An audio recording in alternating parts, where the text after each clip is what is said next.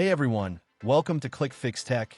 In today's video, I'll show you how to fix the procedure entry point not found in the dynamic link library error on your Windows PC or laptop. So let's get started. First, from your desktop, click on the search bar and type command. Right-click on command prompt and select Run as administrator. Once it opens, type system info and press enter. After a few moments, your system information will appear. Look for the line that says system type.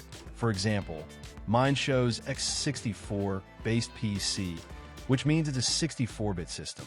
Make note of yours, then close it. Next, open your browser and search for Visual C++ Redistributable Package 2013 download. Click on the official Microsoft page from the results. Once you're on the page, and select your preferred language. Then, click the download button. A list of files will appear. Now choose the version that matches your system type. For example, my system showed x64, so I'll download the file ending in x64.exe. If yours showed x86, go for the one ending in x86.exe.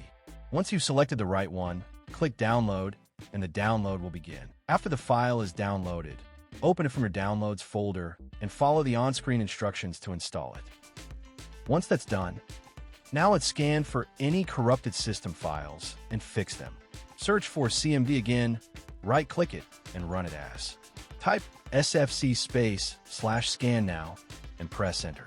This process may take a few minutes, but it will automatically scan your system and repair any damaged files that could be causing the error.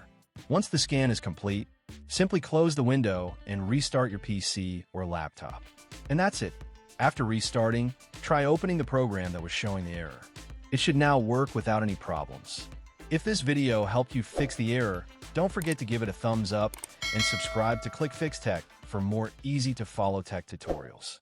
Thanks for watching, and I'll see you in the next one.